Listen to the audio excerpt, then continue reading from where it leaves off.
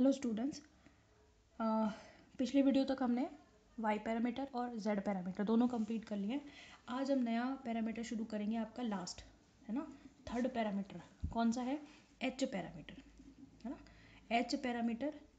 और यहाँ पे एच का मतलब है, इसको बोलते हैं हाइब्रिड पैरामीटर भी बोलते हैं, हाइब्रिड पैरामीटर्स।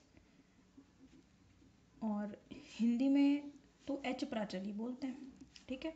और इसका हमने एक नाम पढ़ा था, हिंदी में बोलते हैं हम इसको मिश्रित प्राचल, मिश्रित प्राचल या संकर प्राचल, ठीक है।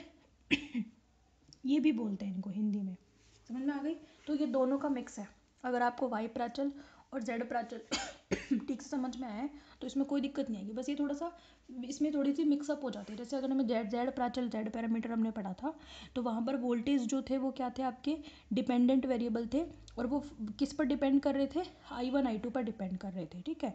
फिर हमने जो पिछला पढ़ा अभी वाई पैरामीटर, तो उसमें हमने देखा था कि करंट जो है वो डिपेंडेंट वेरिएबल थे और वो किस पर डिपेंड कर रहे थे? वोल्टेज V1 V2 पर डिपेंड कर रहे थे।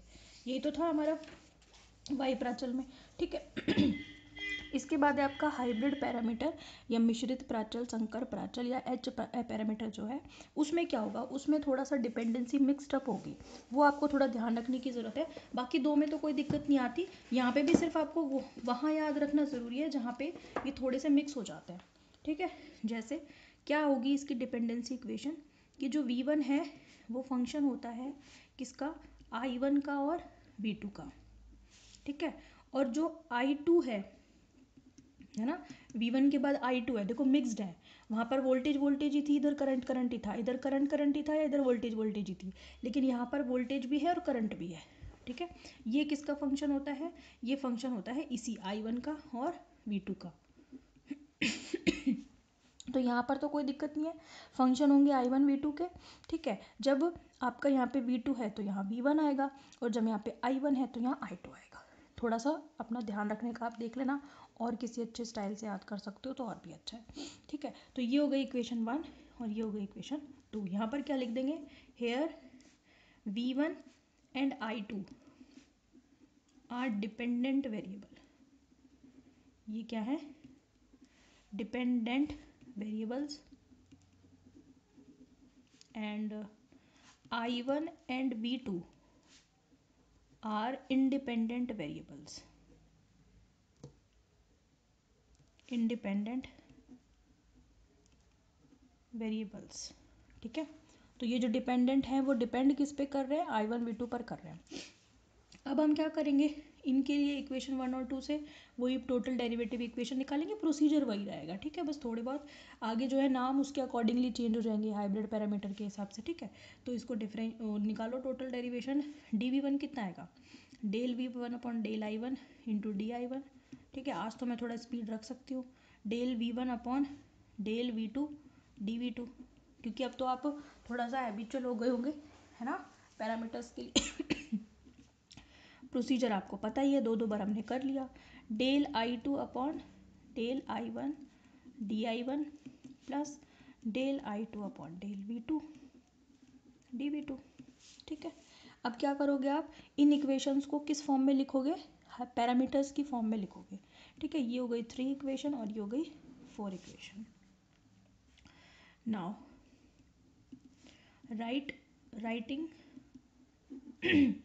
Equation 3 and 4 in H parameter form, ठीक है। कैसे लिखेंगे? V1 इज इक्वल्स टू क्या हो जाएगा? इसको हम क्या लिख सकते हैं? इसको हम लिख सकते हैं HI, है ना। अभी तक ये तो काम हमारा वही है, इसको I लिखते हैं, फिर दूसरे को R लिखेंगे, फिर इसको F लिखेंगे, इसको O लिखेंगे, ठीक है। बस Z में हमने ZI ZR ZF ZO लिखा था, Y में हमने YI YR YF YO लिखा था, और H में HI, है ना। यहाँ पर कितना I1 तो I1 लिखेंगे, प्लस ये क्या लिखेंगे? HR, और ये V2 कर देंगे। इधर I2 कर दो इसको, इधर क्या आता है? HF आता है ना, I1 प्लस इसको क्या लिखेंगे? HO और V2। अब इनको डिफाइन करेंगे हमेशा की तरह, ऐसे करते आते हैं अपन, इक्वेशन 5 और इक्वेशन 6, ठीक है। तो पहले किसके लिए लिख दें? बाय इक्वेशन 5 फर्स्ट पैरामीटर की बात कर लेते हैं। एच आई, है ना। यहाँ पर एच आई क्या है, एच आई जो है वो दरअसल आपका क्या है, उसको आप H11 भी कह सकते हो हम, क्योंकि हम आगे मैट्रिक्स फॉर्म में भी लिखने वाले हैं। तो H11, और इसको किसको लिखा है हमने, del V1 upon del I1 को, ठीक है, del V1 upon del I1। या फिर हम इसको क्या लिख सकते हैं, देखो एच आई निकालना है तो V2 को क्या करना पड़ेगा, 0। तो एच आई कितना होगा, V1 अपॉन I1। तो ये लो V1 अपॉन I1। वैसे आप सिंपली यहाँ से भी डायरेक्ट लिख ही सकते हो, ठीक है। और ये आएगा कैसे, इसका मतलब ये है, ये कब आएगा, if V2 is equals to 0। अब आप मेरे को बताओ, जब वोल्टेज 0 होती है तो सर्किट कैसा होता है, शॉर्ट सर्किट। बताया था लघु पतित हो जाता है जब जब वोल्टेज 0 होती है, लेकिन जब करंट 0 होता है तो सर्किट कैसा होता है, ओपन सर्किट में होता है, यानी कि खुले परिपथ में। ये वाली बात हम पहले से जानते हैं, ठीक है। तो यहाँ पे एच आई कब मिलेगा, जब आप V2 को 0 करोगे। इक्वेशन 5 की ही बात कर रही हूँ अभी मैं, 6 से मेरा कोई लेना देना नहीं है, ठीक है। तो V2 0, V2 0 का मतलब क्या है, मीन्स वोल्टेज कौन सी है, ये output, output terminal is short, यानी कि निर्गत जो आपका टर्मिनल है वो कैसा हो जाए, लघुपतित हो जाए, ठीक है। देन एच आई, अब आप सोचो एच आई का नाम क्या होगा, एच आई का नाम देखो, निवेशी तो ये है, ठीक है, लघुपतित भी है, ठीक है। और ये V1 अपॉन I1 से क्या बनी है, प्रतिबाधा। हम जानते हैं कि वोल्टेज और करंट से हम रेशो लेते हैं तो प्रतिबाधा मिलती है। तो नाम क्या हो गया इसका, नाम हो गया लघुपतित निवेशी प्रतिबाधा। रटने की भी ज़रूरत नहीं है, जो चीज़ आपको दिख रही है बस आपको उसी को नाम में आपको जो है उसको पिरोना है, बस इतना सा काम करना है। तो क्या नाम हो गया इस एच आई का, लघुपतित, क्योंकि शॉर्ट है सर्किट हमारा, लघुपतित निवेशी, आई का मतलब इनपुट, निवेशी प्रतिबाधा, यानी कि शॉर्ट सर्किट इनपुट इम्पिडेंस, ठीक है। तो H I is called short circuit. वरना इतने तो नाम कहाँ से याद रखोगे, लेकिन अगर समझते चलोगे ना, आपको पता रहेगा कि ये सारे वर्ड का मतलब है, ठीक है। तो आपको रटने की ज़रूरत नहीं है इतने सारे नाम। इम्पीडेंस पैरामीटर, यानी कि ये क्या कहलाता है, लघुपतित निवेशी प्रतिबाधा प्राचल।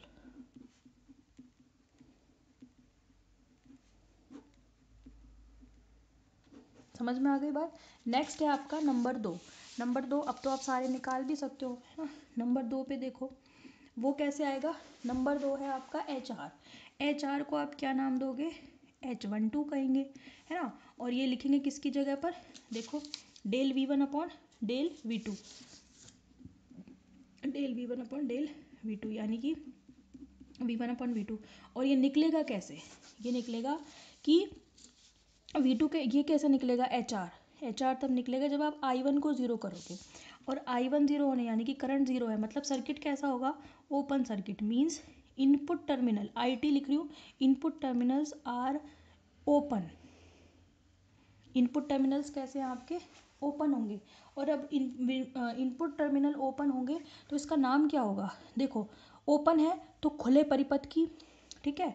आर का मतलब उत्क्रम, ठीक है। V1 अपॉन V2 का मतलब क्या है, वोल्टेज का रेशो है, ना तो ये इम्पीडेंस है ना ये एडमिटेंस है। इम्पीडेंस होता है वोल्टेज और करंट का रेशो, और एडमिटेंस यानी कि प्रवेशता होती है करंट और वोल्टेज का ratio.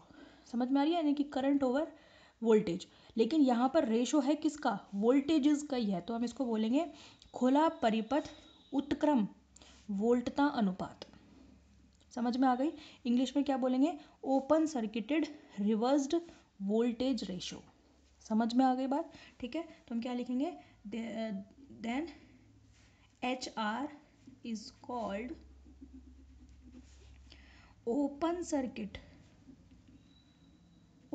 Circuit reversed voltage ratio, ठीक है। रेशो भी बोलते हैं, गेन भी बोलते हैं। हम इसको दरअसल वोल्टेज गेन भी नाम देते हैं, और हिंदी में बोलते हैं वोल्टता लाभ। अगर धाराओं का रेशो है तो उसको बोलते हैं धारा लाभ, ठीक है। तो आप उसको करंट रेशो भी बोल सकते हो, अभी आगे आएगा करंट रेशो भी आएगा, ठीक है। तो वहाँ पर उसको आप गेन भी बोल सकते हो, ठीक है। और आप उसको क्या बोल सकते हो, सिंपली रेशो भी नाम दे सकते हो। तो उसको वोल्टेज गेन या वोल्टता लाभ भी कहते हैं, और नॉर्मली वोल्टेज का रेशो भी कहते हैं, ठीक है। तो इस पैरामीटर का नाम क्या हो गया आपका, खुला परिपथ उत्क्रम वोल्टता अनुपात। ठीक है, क्या नाम होगा? खुला परिपथ उत्क्रम वोल्टता लाभ। ठीक है भाई, नेक्स्ट देखो, फोर्थ आपका बच्चा है लास्ट, नहीं फोर्थ कहाँ, थर्ड है, थर्ड है। ये किससे आएगा? By equation 6। बताओ ज़रा, एच एफ आएगा, H F is equal to H21 और ये है del I2 upon del I1। सही है, और ये कितना आएगा? Del I2 upon del I1, और ये कैसे निकलेगा? मतलब हम इसे I2 अपॉन I1 आ गया ना करंट का रेशो। और ये कैसे निकलेगा? जब V2 0 होगी तो लिख दो if V2 is equal to 0, V2 is equal to 0 means फिर से आउटपुट टर्मिनल क्या होंगे? शॉर्ट होंगे। Output terminal are short, output terminals are short, तो इसका मतलब क्या हो जाएगा? Therefore H F is called, H F का नाम बताओ अब क्या हो सकता है? देखो, short circuited forward current ratio या करंट गेन, समझ में आ गई? यानी कि लघुपथित अग्र धारा लाभ या धारा अनुपात कहलाता है। H F is called short circuit, short circuit forward current ratio या फिर करंट गेन भी हम बोल देते हैं। समझ में आ गई? हिंदी में क्या बोलेंगे? लघुपतित अग्रधारा लाभ, अग्रधारा लाभ या अग्रधारा अनुपात। ठीक है, नंबर 4, 4 क्या है आपका? HO है ना, और ये क्या है? H22, और ये कितना निकलेगा? Del I2 upon del V2 है ना, del I2 upon del V2 यानी कि I2 अपॉन V2। और ये निकलेगा कैसे? I2 अपॉन V2 कब मिलेगा? जब I1 को 0 करोगे तभी तो मिलेगा HOV I2 अपॉन V2। इसका मतलब आपने क्या किया? If I1 is equal to 0, again आपके पास आ गया इसका mean input terminals are open. नाम बताओ इसका क्या होगा? नाम होगा खुला परिपथ निर्गम, और ये I2 अपॉन V2 क्या होता है? करंट और वोल्टेज का रेशो क्या कहलाता है? एडमिटेंस, प्रवेश्यता। तो हम क्या बोलेंगे? खुला परिपथ निर्गम प्रवेश्यता। समझ में आ गई? तो क्या नाम हो जाएगा? Therefore HO is called open circuit output admittance. Output, बस आपको 4 बातें याद रखनी है, इनके अलावा चीज़ें नहीं आती हैं। और वो क्या क्या बातें हैं? वोल्टेज और करंट क्या कहलाएगा? इम्पीडेंस, इनका रेशो। करंट वोल्टेज का रेशो एडमिटेंस। वोल्टेज वोल्टेज का रेशो यानी कि V1 upon V2, voltage voltage gain या वोल्टेज रेशो यानी कि वोल्टता लाभ कहलाएगा। I2 अपॉन I1 क्या कहलाएगा? करंट गेन या करंट या फिर धारा लाभ कहलाएगा। समझ में आ गई? तो वोल्टता और धारा का अनुपात प्रतिबाधा, और धारा और वोल्टता का अनुपात प्रवेश्यता कहलाता है। ठीक है, तो इसको हम क्या बोलेंगे? खुला परिपथ निर्गम प्रवेश्यता प्राचल, प्राचल या फिर सिंपली ऐसे भी लिख सकते हैं। ठीक है, तो हमने हर किसी में 4 पैरामीटर निकाले, तो 12 पैरामीटर्स के नाम याद रखना जो है आसान तो नहीं है। ठीक है, और इसमें आप याद कर भी लोगे ना तो पक्का गलती करोगे ही करोगे।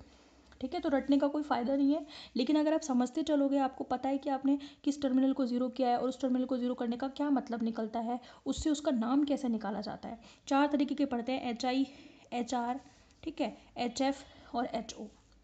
समझ में आ गई बात आपको? तो इस तरीके से चीज़ें निकलती है। अब आप कुछ नहीं, मैट्रिक्स फॉर्म में लिख दो। यहाँ पे ये जो 5 और 6 है उसको आप कैसे लिख सकते हो? 5 and 6 can be written as V1 कैसे लिख सकते हो? H11 I1 plus H12 V2 है ना, और I2 कैसे लिख सकते हो? HF I1 plus HO V2, नहीं H22, ये 2 बनाएगा। ठीक है, V2। तो ये हो गई, ये इक्वेशन को हम मैट्रिक्स फॉर्म में लिख सकते हैं। इन मैट्रिक्स फॉर्म, इन मैट्रिक्स फॉर्म। ठीक है, तो ये सारे पैरामीटर्स जो है हमने निकाले हैं, इनको भी आप नंबर डाल दो, है ना। ये 7 हो गई, ये 8 हो गई, ये 9 हो गई और ये 10 हो गई। ये सारे क्या कहलाते हैं? H पैरामीटर्स कहलाते हैं सारे के सारे। ये 7 8 9 10 इन मैट्रिक्स फॉर्म आपका क्या हो जाएगा? V1 upon V1 I2 upon नहीं है, और एक इसमें आपके सारे मैट्रिक्स इसलिए बनाते हैं ताकि आपके सारे पैरामीटर्स एक साथ शो हो सके, H11 12 H21 22, ठीक है।